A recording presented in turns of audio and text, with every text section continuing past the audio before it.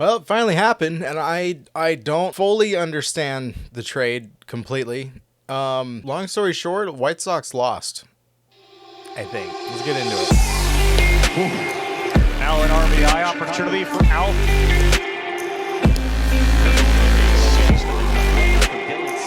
Off to Carlson.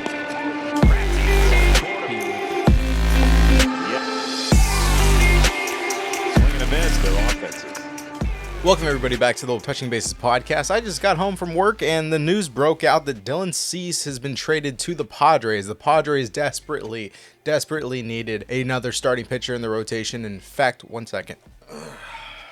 That's better. Padres are now upgraded in kind of a way. I want to be really happy as a Padre fan that we picked up Dylan Cease, but at the same time, I've been very concerned about Dylan Cease to where now his projected ERA this coming year is going to be a 4.0, which is way higher than it was back in 2021. I'm thinking this is, as I think this, I'm taking it back. You know what? The Padres have the second best stadium for pitchers. It is the number 2 stadium right behind T-Mobile Park in Seattle for pitchers. It is a pitcher's park. Dylan Cease, long time in the running for Cy Young award race. He's going to a pitcher's park. This is good. This is good for the Padres. I take back any negativity I was going to say in the beginning.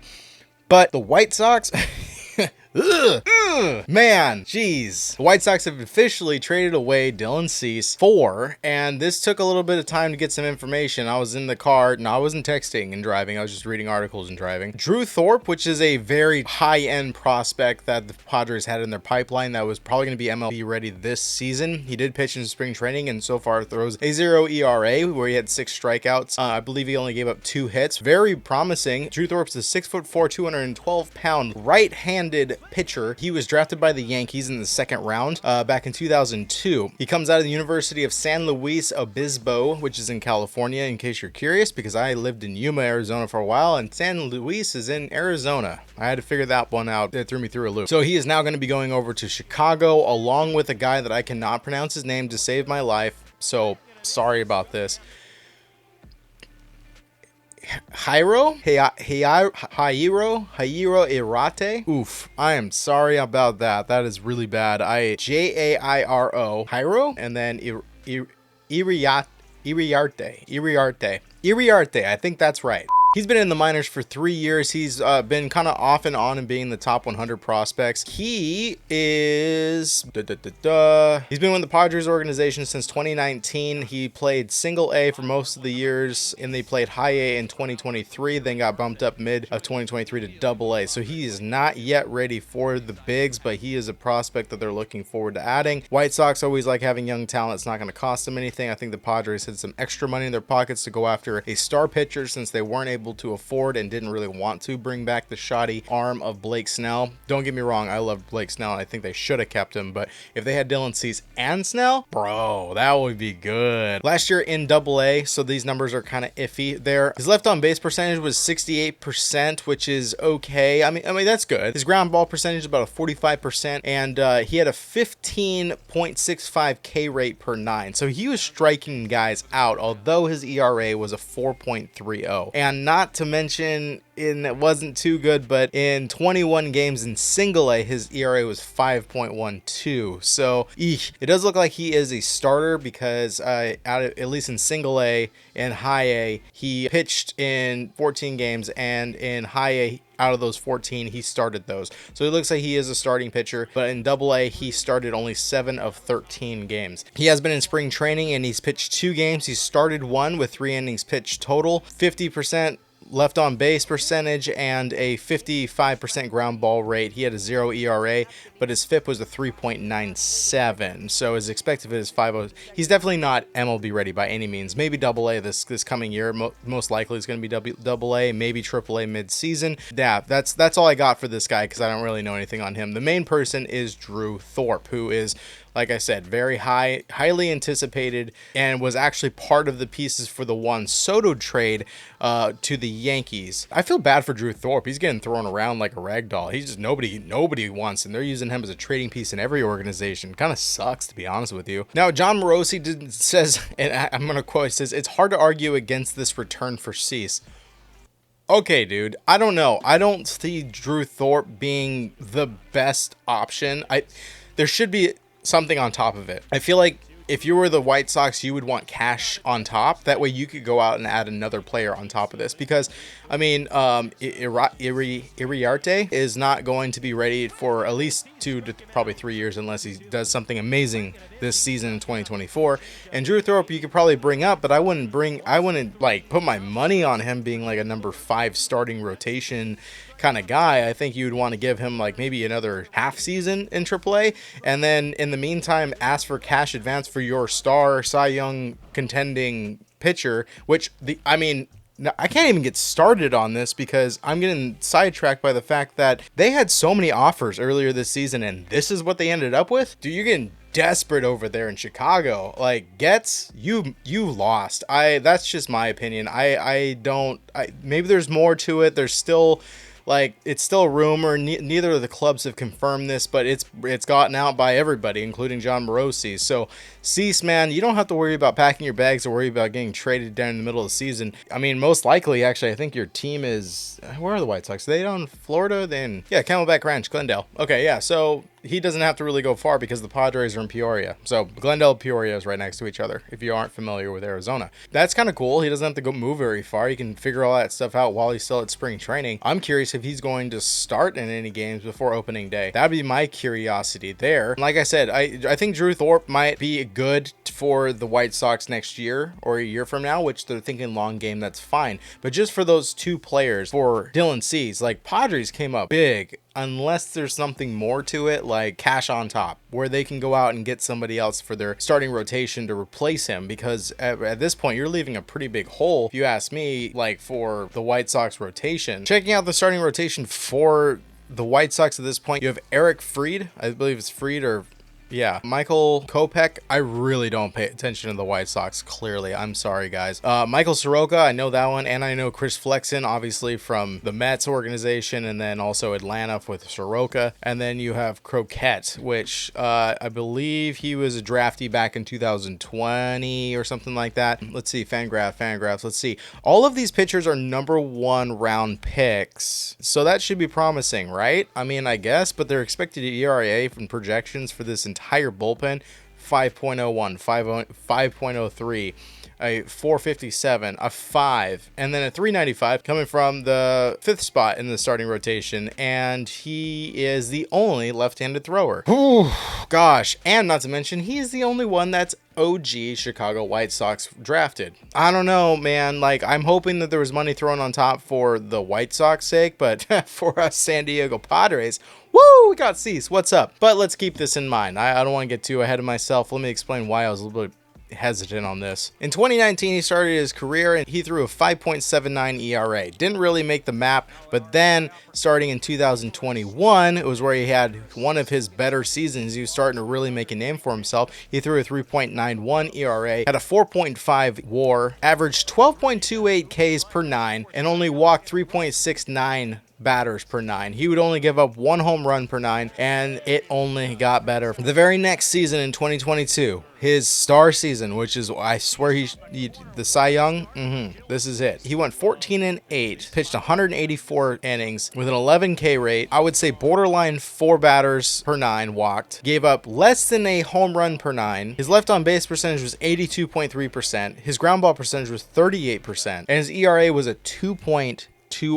Hell yeah, that's what I'm talking about. And that's in Chicago, the Windy City. Now, I don't know if the Windy City was blowing all the wind against the batters that year, but his WAR was a 4.4, which was actually less than the previous year, which is a little bit weird.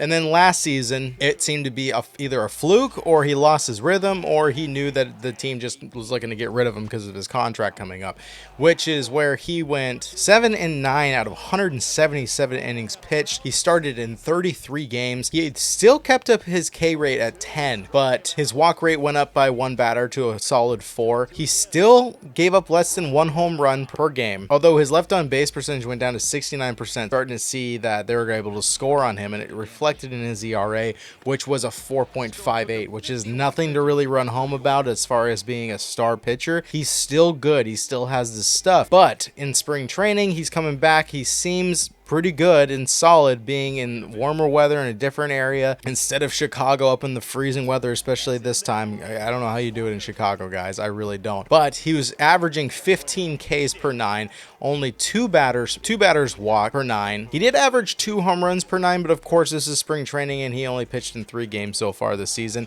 He has a 100% rate of left on base, so he never really let anybody score. His ERA was a 2.16, which is very much 2022. Thank you. Yes, absolutely. So what does this tell me? I'm going to preach this and then I'm going to break my own rule. Spring training, don't follow the stats and then think that's how they're going to perform. It's just not realistic. They're in a place that they normally don't play. It's very warm weather. It's nice climate. You're playing against players that are from AAA, single A, double A, getting their shot to prove themselves and earn themselves a slot on the roster and add to their name as far as the top 100 pipeline in the MLB. You're not playing the elite players, the opening day roster players, and so you're going to get better stats no matter what. That includes batters that are going to be going up against AAA, AA pitchers that don't have the stuff like Dylan Cease does when he shows up there. I guarantee you, I mean, I don't want to go against the Orioles because I'm still on that bandwagon, but I'm pretty sure Jackson Holiday probably would have not hit as well against Dylan Cease, but I don't know. I'm still on the train. I'm still a Jackson Holiday fan, but this is not about the Orioles. It's about the Padres, specifically the Padres. And I think him coming from Chicago and going to San Diego, the best place to be. I love San Diego so much. I can't explain this enough. I love the city, except for when you go south of the tracks in San Diego, then it's all homeless people and they all suck. It's basically like San Francisco. And I think just the environment, the luxury of living in San Diego, the teammates he's going to have as far as camaraderie, the bullpen that he has to back him up ever since the Soto deal, he is going to pitch a lot better. And plus, it, like I said earlier, the Padres, the Petco Park is the second best pitchers stadium. So keep this in mind, guys. I think, although the projections on Fangraph coming from Steamer and Zips, they're all at 4.0, 410, 390 ERA. I'm going to bet this year, and you can mark it, in San Diego, he's going to throw a 3.2 or a 3.3 ERA this year. And I think his WAR will probably bump back up to a 4. I really do believe that, especially since he's not a heavy ground ball pitcher, and that park holds balls in from what it seems. And his ground ball rate is averaging probably about 40%. So it's less than half the time he's getting ground balls, so which means they're going to be pop flies, which means they're going to get everybody out. And I mean, the Padres outfield doesn't seem too bad to me. I'm okay with it. I really am. We can roll with it, especially with Tatis out there. So this is a Padres win. As far as I know, he has 1 year for $8 million, which is very much within the scope of what the Padres can afford. I don't see the Padres keeping them on after this year, but this is going to give them a little bit more of a competitive nature in the NL West, which is already filled. I mean, honestly, not even just the NL, just the entire West is stacked. So will this matter given that they're going to be going up against the Dodgers in their division, the Diamondbacks in their division, the Giants, who I'm starting to lean towards not being such a powerhouse, looking at Arizona and how they've made their upgrades, and then also how the Giants seem to keep getting players that they don't really need to replace, like Matt Chapman coming in to replace JD Davis. That made no sense to me. You have Wilmer Flores, who also plays third base and also a couple other positions, and he's damn good. He's got an insanely good bat. I would choose him over Chapman any day.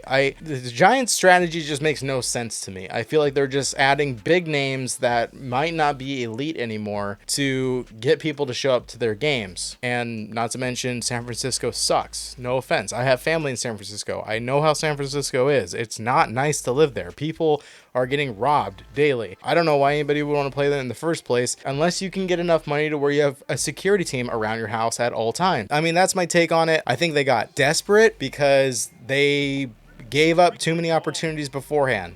With supposedly the Mariners, I don't think that was ever going to happen. The Angels, the Yankees, the Red Sox, all these teams that actually had interest in Dylan Cease, and all these rumors that were going around, whether they're true or not, they were much better than this. So, win for San Diego. I don't know. I'm happy. Go Padres.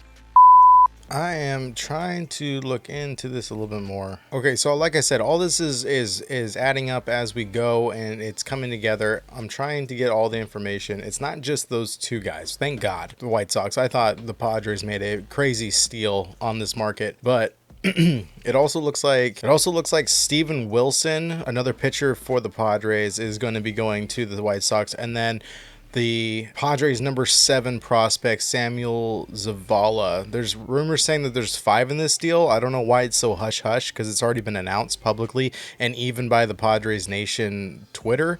So Samuel Zavala is the catcher, and I mean that's not really much, or sorry, not a catcher, the outfielder. I mean he's only 19 years old, and he's a prospect that's only been playing in Single A. Again, like very futuristic, like planning for Chicago. They're getting a lot of guys that are just not MLB ready. Zavala is very sought after, at least. I mean, at least in Single A and High A, he is got a WRC plus of like 140, 169, 118, 180. So he's obviously going to be able to perform. Granted, I'm not a huge Zavala, like I'm not on that train completely, just given the fact that in 2023, so he had 459 at bats in Single A.